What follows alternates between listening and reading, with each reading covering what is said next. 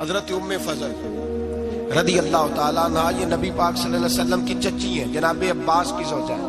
حضور کے پاس آئیں ڈری ہوئی، عرض کرنے لگی یا رسول اللہ صلی اللہ تعالیٰ علیہ وسلم، حضور میں نے بڑی خوف والی خواب دیکھی ہے۔ فرمایا چچی کیا ہو گیا؟ عرض کی یا رسول اللہ صلی اللہ علیہ وسلم، آپ کے وجود کا گوشت کا ٹکڑا کٹ کے میری جھولی میں آ گیا، میں بڑی پریشان ہوں۔ اللہ کے رسول سن کے مسکرائے، فرمایا یہ پریشانی والی خواب تو نہیں، تو خوشی والی خواب ہے۔ یا رسول اللہ کیا خوشی؟ فرمایا میری فاطمہ کو اللہ بیٹا دے گا اور وہ تیری گود میں کھیلا کرے گا۔ اللہ میری فاطمہ کو بیٹا دے گا، وہ تیری گود میں کھیلے گا۔ امام حسن پیدا ہوئے، میرے رسول پاک نے پیدا ہوتے ہی کان میں اذان دی اور فرمایا چچی کو تو بلاؤ، حاضر ہوئی۔ فرمایا یہ لو، اللہ نے تمہارا خواب پورا فرما دیا ہے۔ نبی کریم صلی اللہ تعالیٰ علیہ وسلم نے فرمایا رات میں نے خواب دیکھی ہے۔ حضور فرماتے ہیں میں نے خواب دیکھی۔ حضور کیا؟ فرمایا لوگوں نے قمیضیں پہنی ہیں، کسی کی قمیض پیٹ تک ہے، کسی کی سرین تک ہے، کسی کی گھٹنوں کے نیچے تک ہے۔ عمر میں نے تمہیں دیکھا ہے اتنی لمبی قمیض پہنی ہوئی تھی کہ تمہاری ٹخنوں تک جا رہی تھی، پیروں تک۔ حضرت عمر پریشان ہو، حضور کیا تعبیر ہے اس خواب کی؟ تو میرے مصطفیٰ کریم نے فرمایا خوش ہو جا، اس کی تعبیر یہ ہے کہ کسی کا دین یہاں تک ہے، کسی کا یہاں تک ہے، تو سارا ہی دین میں لپٹا ہوا ہے، تو سارا دین میں لپٹا ہوا ہے۔ یہ تعبیر ہے اس کا۔ اب سنے حدیث، اذان پڑھی جاتی ہے مسجدوں میں 5 وقت الحمدللہ۔ جب جماعت فرض ہوئی تو نبی پاک نے فرمایا لوگوں کو بلانے کیسے ہے بھائی نماز کے لیے؟ ایک صحابی نے مشورہ دیا یا رسول اللہ خشک گھاس، آپ یہ ابھی فصل آئے گی مونجی کی تو اس کے ساتھ وہ جو کیا پرالی کہتے ہیں وہ اپنی زبان میں، وہ جب خشک ہو جاتی ہے نا اس کو آگ لگائیں تو آگ کا لاوا ذرا اونچا جاتا ہے، اونچا۔ صحابہ نے کہا یا رسول اللہ خشک آگ کو آگ لگائیں گے چھت پہ رکھ کے تھوڑی دیر کے لیے، اور یوں کر کے جب وہ اٹھے گی نا تو سارے مدینے میں خبر ہو جائے گی کہ نماز کا وقت ہو گیا ہے۔ حضور نے فرمایا ٹھیک ہے۔ ایک صحابی کہنے لگے یا رسول اللہ صلی اللہ علیہ وسلم اونچا تف رکھ کے زور سے 1-2 دفعہ بجائیں گے، لوگوں کو پتا مختلف باتیں۔ اللہ کے رسول نے فرمایا جاؤ سو جاؤ، سویرے آؤ گے پھر مشورہ کریں گے کیا کرتا ہے۔ اور مالک بھی دیکھے کتنا کریم ہے، جو جماعت کا حکم بھیج سکتا ہے وہ اذان کا نہیں بھیج سکتا، لیکن وہ کہتا ہے لوگ کہیں میرے مصطفیٰ کا دروازہ چھوڑ نہ جائے۔ فرماتا ہے جاؤ میں نے نماز فرض کر دی ہے، طریقہ بھی میرا نبی بتائے گا اور اذان کے سلیقے بھی میرے مصطفیٰ ہی سکھائے گا۔ سویرے صحابہ اٹھ کے آئے تو حضرت عمر فاروق آئے، کہنے لگے حضور میں نے خواب دیکھی ہے۔ حضور نے فرمایا تم نے بھی دیکھی ہے اور بھی کئیوں نے دیکھی ہے۔ یا رسول اللہ کیا؟ فرمایا چلو سناؤ۔ ایک صحابی اٹھے کہنے لگے حضور میں نے خواب دیکھی ہے کہ میں ایک بندہ کانوں میں انگلیاں لے کے کھڑا ہے اور کعبے کی طرف منہ کر کے کہہ رہا ہے اللہ اکبر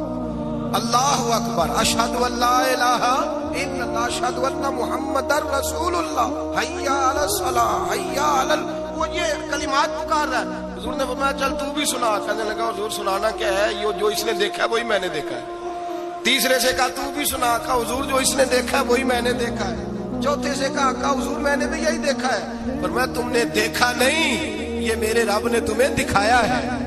یہ اللہ نے تمہیں دکھایا ہے۔ فرمایا اب نہ آگ جلے گی نہ یہاں کچھ اور ہوگا، بلکہ میرا بلال چبارے پہ چڑھا کرے گا، مینارے پہ کھڑا ہوا کرے گا، اللہ کا نام بھی پکارے گا اور میرے ترانے بھی بڑا کرے گا۔ اب اذان ہوگی اور قیامت تک اذان جاری۔ تو اذان کس سے ثابت ہوئی؟ صحابہ کی خواب سے۔ کہاں سے آئی؟ صحابہ کی۔ تو دین میں اگر خواب کوئی اہمیت نہیں رکھتا، اتنا بڑا کام خواب کے ذریعے ہو گیا،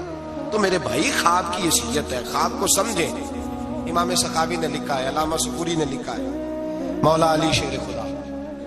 کرم اللہ تعالی وجہ الکریم، آپ فرماتے ہیں بڑا دیر ہو گئی حضور کے وصال ظاہری کو، کئی سال بیت گئے،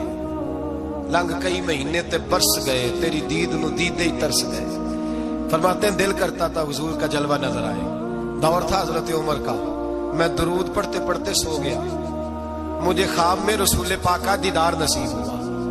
اور دیدار اس طرح نصیب ہوا کہ اللہ کے رسول فجر کی نماز پڑھا رہے ہیں، میں پیچھے نماز پڑھ رہا ہوں اور پہلی صف میں 21ویں نمبر پہ میں کھڑا ہوں۔ نبی کریم علیہ الصلوۃ والسلام نے نماز پڑھائی تو مزہ آ گیا۔ نماز کے بعد حضور نے غلاموں کی طرف رخ پھیرا، ایک کھجوروں کا ٹوکرا آیا، اللہ کے رسول کھجوریں نکال نکال کے تقسیم کرنے لگے، 20 صحابہ کو دی تو 21واں نمبر میرا بھی آیا۔ حضرت علی کہتے ہیں میں خواب دیکھ رہا ہوں، خواب میری وچ ماہی آیا تے میں گل وچ پا لئیاں باواں ڈر دی ماری اکھ بھی نہ کھولا کتے پھر بچھڑ نہ جاواں کہتے میں نے دیکھا حضور نے کھجور اٹھائی اس کو صاف کیا مجھے دی فرماتے کچھ کھجور کا مزہ کچھ دست مبارک کا مزہ کمال ہی ہو گئی اتنا ذائقہ آیا حضرت علی فرماتے ہیں دل بڑا کرتا تھا کہ ایک کھجور اور مل جائے پر سب کو ایک ایک ملی تھی میں نے مطالبہ نہیں کیا فرماتے ہیں ابھی کھجور کھا ہی رہا تھا کہ مسجد میں اذان کی آواز آئی میرے دل سے ہاں نکلی کہ یار کبھی تو ٹھہر جاتا نا تھوڑی دیر کبھی ٹھہر جاتا نا ذرا ٹھہر جا مؤذن میرا دل دہل رہا ہے تو ذرا ٹھہر جاتا کہتے اٹھا وضو کیا سنت پڑھی بوجھل قدموں سے مسجد گیا پہلی صف میں کونے میں بیٹھ گیا مکبر نے اقامت کہی عمر مصلی پہ کھڑے ہوئے کہتے میں چونکا اس وقت جب عمر فاروق نے بھی وہی صورتیں شروع کر دی جو رات خواب میں رسول پاک نے پڑھی تھی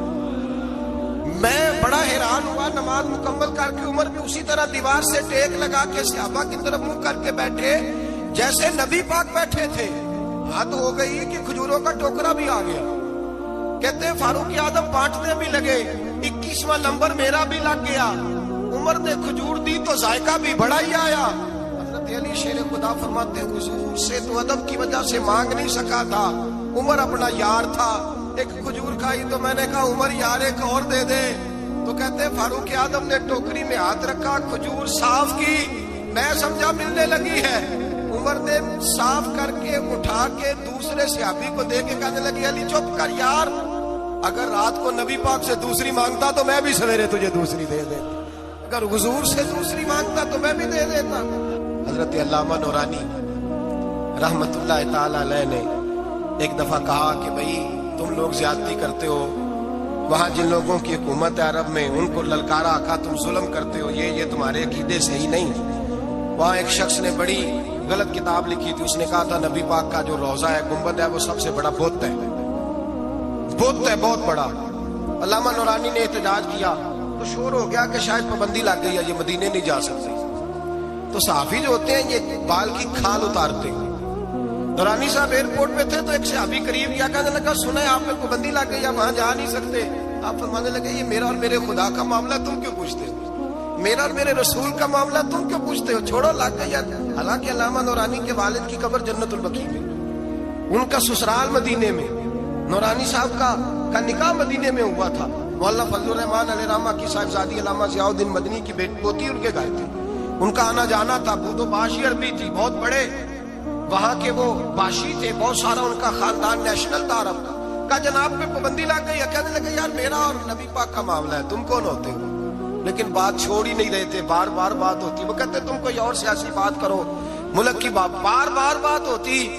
ایک صحافی نے پکڑ ہی لیا کہنے لگا علامہ بتانا پڑے گا آپ تو حضور سے محبت کا دعویٰ کرتے ہیں اور آپ لوگوں کا خیال ہے کہ سال میں مدینے چکر نہ لگے تو سال نہیں گزرتا اتنے عشق کا دعویٰ اور پابندی لگ گئی ہے تو کیسے جاؤ گے تو علامہ نورانی نے صحافیوں کے بیچ کھڑے ہوئے موٹا جملہ کہہ دیا بڑی بات کہہ دی پلٹ کے دیکھا کہنے لگے میں نے وضو کیا ہے اور 66 سال سے ہر سال مصلی رسول پہ کھڑے ہو کے قرآن سناتا ہوں اور زندگی میں کوئی بڑے سے بڑا آدمی 36 سال سیاست کے باوجود 1 روپے کی کرپشن کا الزام نہیں لگا سکا میں کرائے کے مکان میں رہ کے وقت گزارنے والا شخص ہوں میں فقیر مصطفیٰ ہوں تم کیوں اس طرح کے سوال کرتے ہو کہنے لگے مولانا بتائیں پھر بتاتے کیوں نہیں آپ فرمانے لگے سنو پھر میرا باپ احمد رضا بریلوی علیہ رحمہ کا خلیفہ ہے ہم کوئی معمولی لوگ نہیں ہیں میرے مدینے جانے پہ پابندی ہے تو کیا ہوا میرے ہی مدینے جانے پہ پابندی ہے نا نبی پاک کے پاکستان آنے پہ تو کوئی پابندی نہیں نا رسول اللہ کے آنے پہ تو کوئی پابندی نہیں نا فرمایا ہم عشق کے بندے ہیں کیوں بات بڑھائی ہے میں ایک دفعہ رو کے درود پڑھوں گا میرا نبی مجھے دیدار کرا جایا کرے گا